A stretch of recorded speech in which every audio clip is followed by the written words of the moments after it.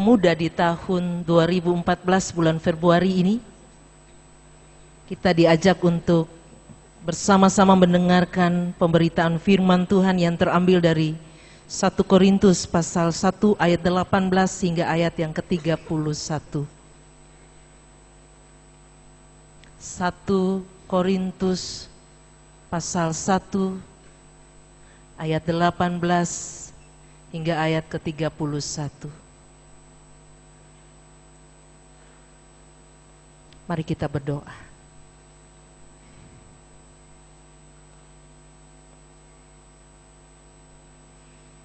Kami sungguh percaya Tuhan Yesus, dalam ibadah ini Engkau menjumpai kami.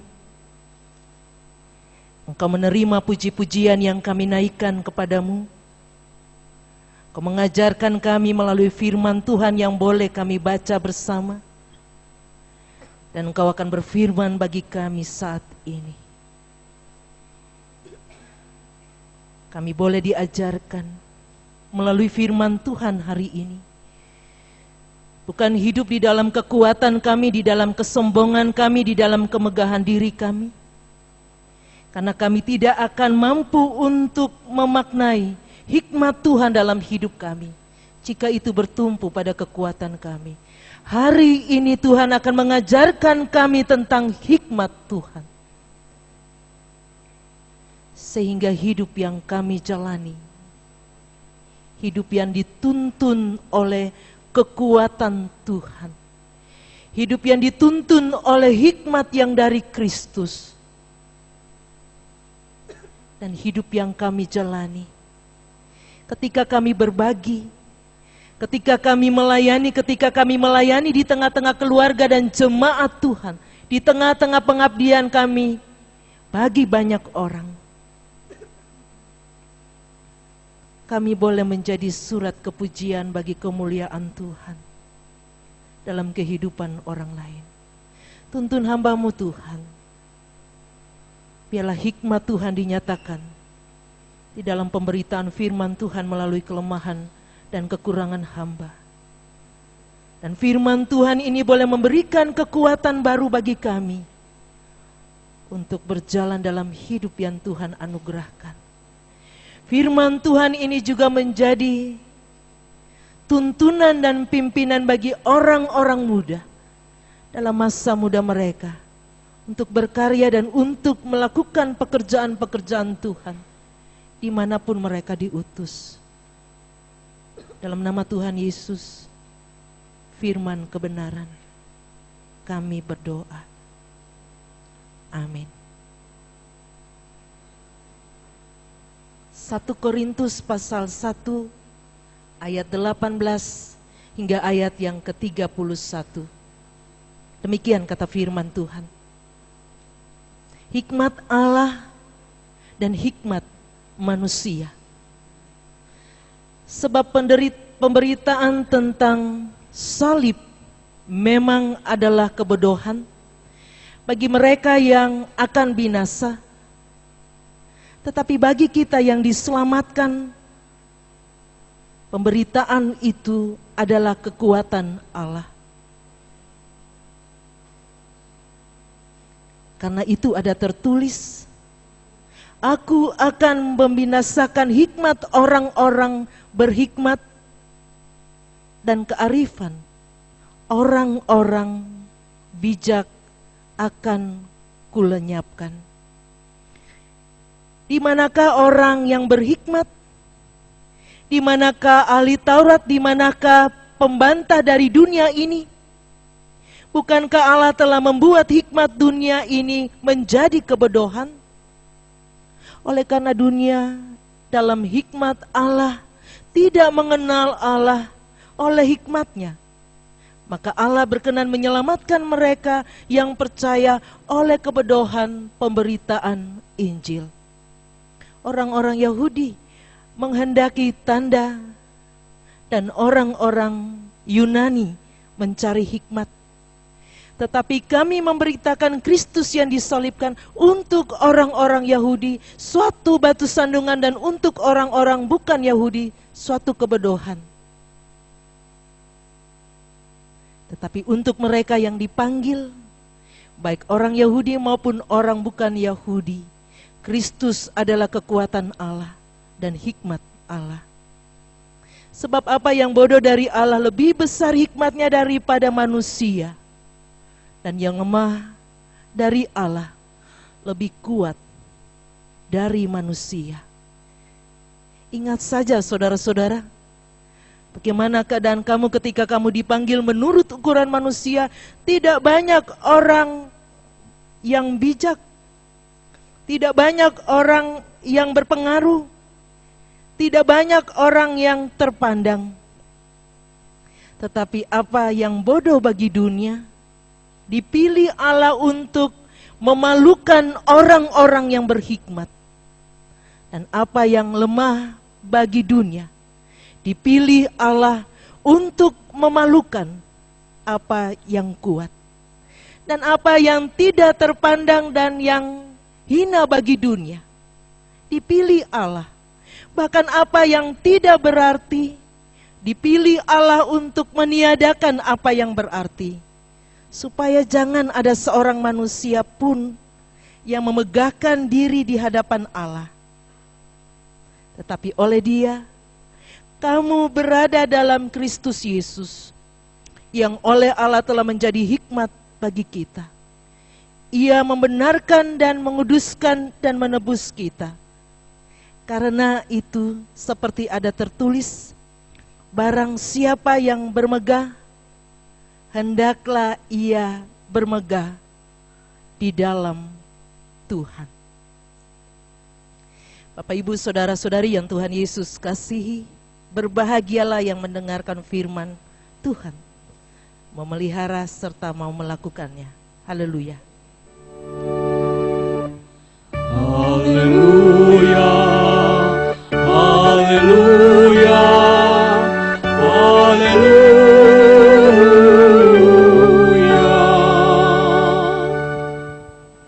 Tema khotbah di minggu tanggal 2 ini, bermegah di dalam kasih karunia Tuhan. Ini sulit, Bapak Ibu.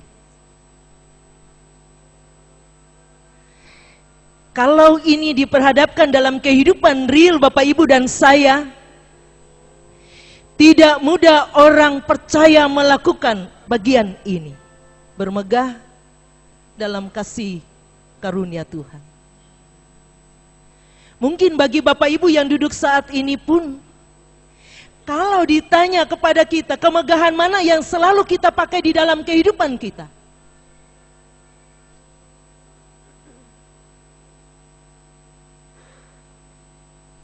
Banyak orang memakai kemegahan diri sendiri.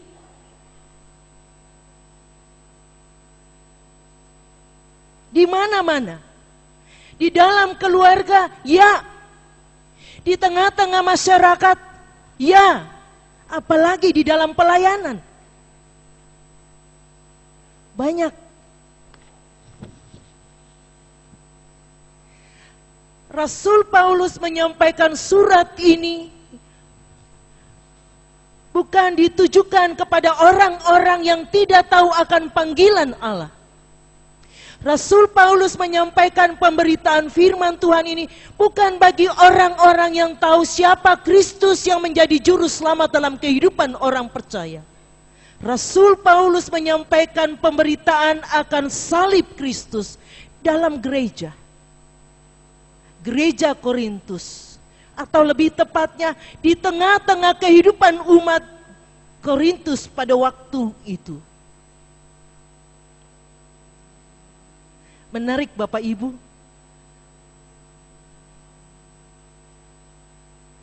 ada golongan-golongan tertentu yang sulit untuk menerima pemberitaan tentang salib Kristus. Ada golongan-golongan tertentu yang menolak apa yang dikatakan tentang apa yang telah Kristus nyatakan di dalam penderitaannya sampai terpaku di kayu salib untuk menyatakan karya keselamatan Allah di tengah-tengah kehidupan umat pada waktu itu. Justru yang menolak ini Bapak Ibu adalah orang-orang yang bukan orang-orang bodoh. Orang Yahudi. Kelompok ini mengklaim diri mereka adalah orang-orang saleh. Bagi mereka yang saleh ini, pemberitaan tentang salib Kristus itu adalah suatu batu sandungan bagi mereka. Bayangkan Bapak Ibu, gereja yang besar seperti Korintus ini menerima pemberitaan salib Kristus merupakan suatu batu sandungan bagi mereka. Karena mereka tidak menerima apa yang dinyatakan tentang salib Kristus. Bagi mereka, bagaimana mungkin seorang yang dipilih Allah akhir hidupnya ada di tiang kayu salib? Itu tidak mungkin. Bagi mereka, seorang yang dipilih Allah tidak mungkin akhir hidupnya ada di tiang kayu salib. Itu bagi orang Yahudi.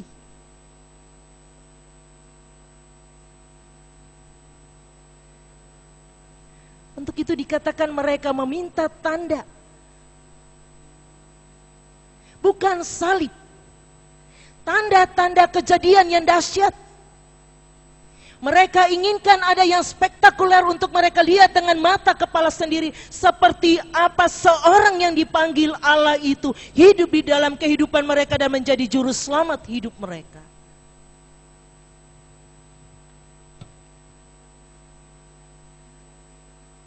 Kelompok kedua ini adalah kelompok orang-orang Yunani atau yang bukan Yahudi.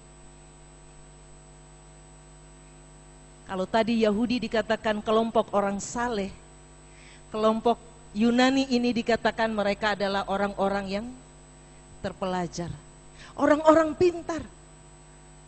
Sampai hari ini juga Bapak Ibu kalau ada komentar-komentar, banyak dari mereka yang dikatakan pintar dan punya prestasi. Tapi justru ketika kepintaran itu menjadi kemegahan diri mereka, mereka menolak tentang pemberitaan salib Kristus di tengah-tengah kehidupan iman percaya mereka. Penolakan itu dinyatakan dengan sangat terbuka.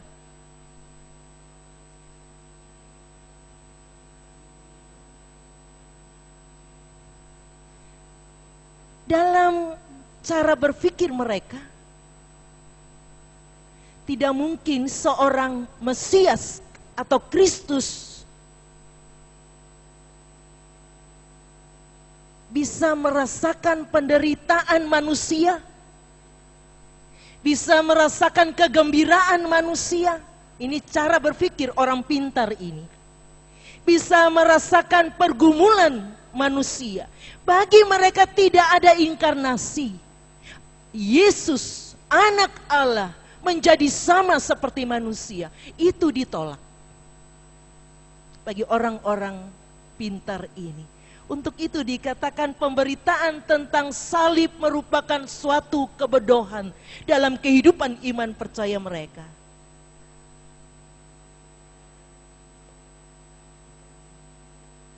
Rasul Paulus katakan, yang bodoh di dalam Kristus menjadi kemuliaan.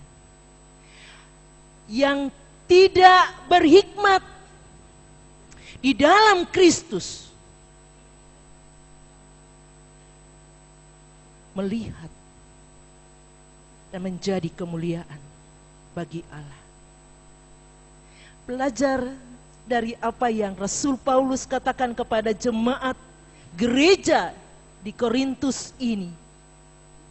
Kita sedang belajar untuk melihat seperti apa gereja GKI Kebayoran Baru. Bukan jemaat kecil, itu yang dibanggakan Bapak Ibu. Banyak yang ngomong, mau jemaat, mau para pelayannya. Saya tidak tahu apa ini juga wujud memegahkan diri kita. Untuk mengakui kehadiran kita. Untuk kita eksis di tengah-tengah pelayanan kita. untuk kita katakan hebat, menjadi seorang pelayan, menjadi jemaat GKI Kebayoran Baru, itu merupakan kemegahan bagi banyak orang. Tidak, Bapak Ibu. Hari ini kita sedang belajar tentang apa yang Kristus nyatakan melalui firman Tuhan ini. Berbeda dengan apa yang kita pikirkan. Termasuk ketika kita diajarkan dan ditegur melalui kebenaran firman Tuhan ini. Firman Tuhan ini mau menyatakan satu bagi Bapak Ibu dan saya, sebagai bagian dalam kehidupan berjemaat, sebagai bagian dalam kehidupan bergereja. Siapapun yang ada di tengah-tengah pelayanan jemaat GKI Kebayoran Baru dikatakan haruslah kemegahan kita itu berdiri pada kemegahan kasih karunia Tuhan. Itu letak kekuatan sebuah gereja untuk melayani. Bermegah di dalam kasih karunia Tuhan, itu letak di mana kita memancarkan kemuliaan Tuhan di tengah-tengah pelayanan kita.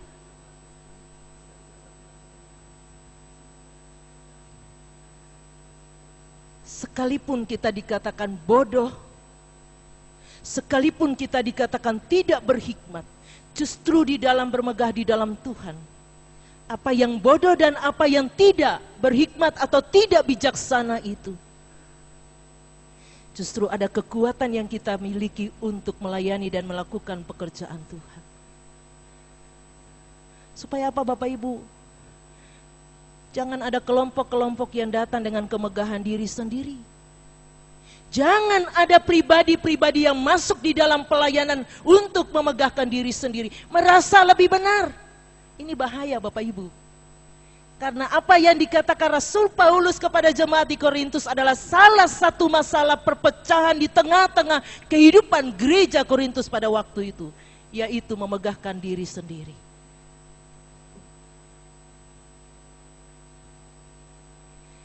Jangan bawa apa yang menjadi kepintaran kita untuk menjadi tolak ukur bahwa kita lebih hebat dari orang lain.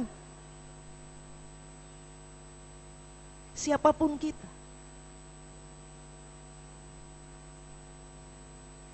Jangan membawa apa yang menjadi kemegahan kita di luar sana untuk kita bawa dan kita katakan sejajar dengan apa yang ada di dalam pelayanan gereja Tuhan.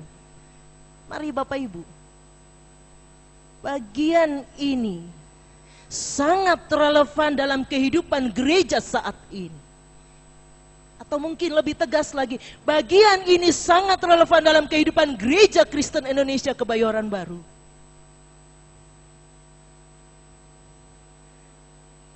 Karena kekuatan Bapak Ibu untuk melayani pekerjaan Tuhan di jemaat ini bukan bersumber dari kepintaran kita.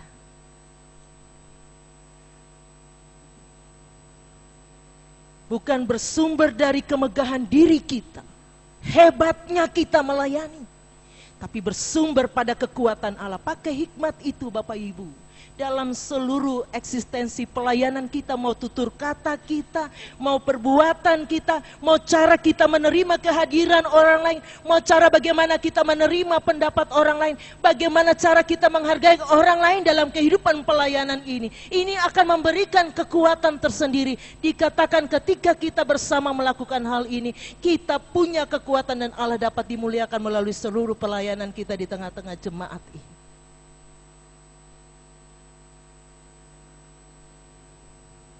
Apapun tantangan pelayanan kita, bagi kita yang mengabdi di luar di sana, bagi teman-teman muda, sepanjang kita melakukan pekerjaan dan pengabdian kita di tengah-tengah kehidupan masyarakat, jangan pernah lupa bukan kita yang hebat. Bukan kita yang menentukan jabatan kita, bukan kita yang menentukan masa depan kita, bukan kita yang merancangkan apa yang menjadi keberhasilan dalam kehidupan kita. Kalau Bapak Ibu dan saya pakai hikmat Tuhan, sungguh-sungguh kita akan melihat dengan mata iman kita. Iman yang ada di dalam kehidupan kita kepada Kristus. Salib yang diberitakan itu menunjukkan segala sesuatu Kristus telah berikan untuk kita sampai di tiang kayu salib. Itu menandakan seluruh kehidupannya telah diberikan untuk kita. Yang kita punya bukan milik kita. Yang kita punya adalah apa yang Tuhan percayakan. Kasih karunia itu dikatakan. Itu kasih karunia yang telah terbagi untuk kita. Mari Bapak Ibu, kalau memang sulit untuk bermegah di dalam Tuhan Yesus, hal yang pertama mau dikatakan, belajar hidup dengan rendah hati. Itu luar biasa. Sehingga kita tidak melihat diri kita yang tinggi, tapi kita sedang melihat Allah kita yang luar biasa. Amin Bapak Ibu? Ya. Kita tidak menaruh apa yang kita punya untuk menjadi kemegahan, tapi kita tunduk pada hikmat Kristus. Karena kemegahan itu merupakan kekuatan Allah yang diberikan dalam hidup Bapak Ibu dan saya. Dimanapun kita berkarya, akan menjadi kepujian dan kemuliaan bagi nama Tuhan. Belajar rendah hati Bapak Ibu. Sekalipun ini tantangan yang terbesar dalam kehidupan kita. Yang kedua, belajar bertumbuh di dalam iman kita kepada Kristus. Artinya, selalu mengasah kepekaan iman kita, agar apa yang kita lakukan, kita menunjukkan itu, apa yang kita perbuat, kita tujukan itu untuk Tuhan. Siapapun yang kita jumpai, ada firman Tuhan katakan, perbuatlah itu seperti kamu berbuat untuk Tuhan. Itu perlu diuji dalam kehidupan kita tiap waktu. Sehingga pelayanan yang kita tampilkan atau kita lakoni dalam kehidupan kita adalah pelayanan untuk kemuliaan bagi nama Tuhan. Dan banyak orang akan mendapat berkat di sana.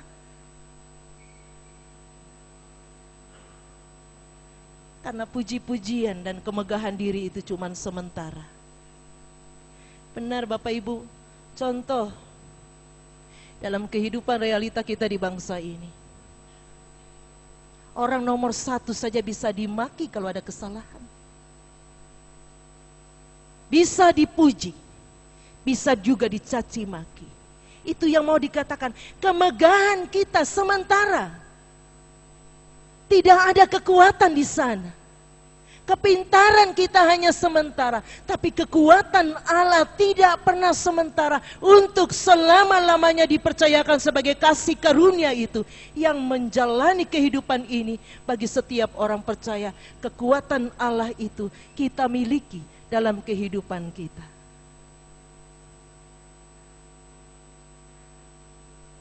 Yang terakhir Bapak Ibu,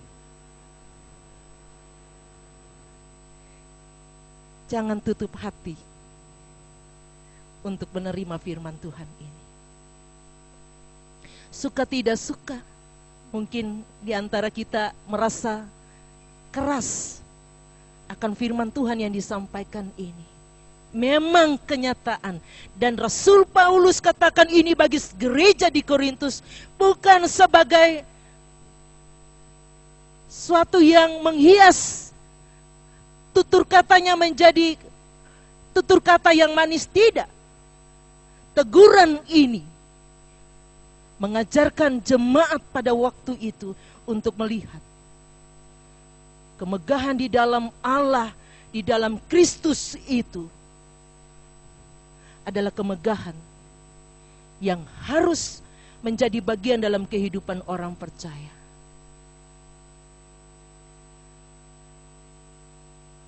biarlah kita boleh bermegah di dalam kasih karunia Tuhan. Siapapun kita Bapak Ibu, dimanapun kita berperan, terutama firman Tuhan katakan, ketika kita berperan dalam gereja Tuhan. Karena ini memang disampaikan Rasul Paulus kepada gereja Tuhan di Korintus pada waktu itu. Agar hidup persekutuan jemaat bukan terdiri dari kelompok-kelompok yang eksklusif, yang oke, yang pintar, yang saleh. Tidak. Kita menjadi satu di dalam Kristus Yesus. Melalui kematiannya, itu menandakan kita telah diberikan kuasa dan kita telah diberikan kasih karunia. Agar apa yang menjadi kemegahan di dalam hidup kita adalah ketika kita bermegah di dalam Tuhan Yesus Kristus. Itu kekuatan setiap kehidupan orang percaya. Itu kekuatan kehidupan sebuah gereja Tuhan dimanapun kita mau jadi bagian-bagian pelayanan di sana. Dan itu juga merupakan kekuatan bagi kehidupan rumah tangga Bapak Ibu dan saya. Tuhan memberkati kita sehingga hidup yang telah menjadi anugerah dari Tuhan ini kita jalani dengan hikmat Tuhan. Apapun tantangan hidup ini Bapak Ibu, dimanapun Bapak Ibu menerima bagian-bagian tantangan itu dalam kerja, dalam pengabdian, dalam pelayanan. Kalau hidup di dalam hikmat Tuhan dan berkarya dengan hikmat Tuhan, kita tidak akan pernah jatuh. Karena kita selalu dikuatkan untuk menjadi berkat dan kepujian bagi kemuliaan Tuhan. Amin.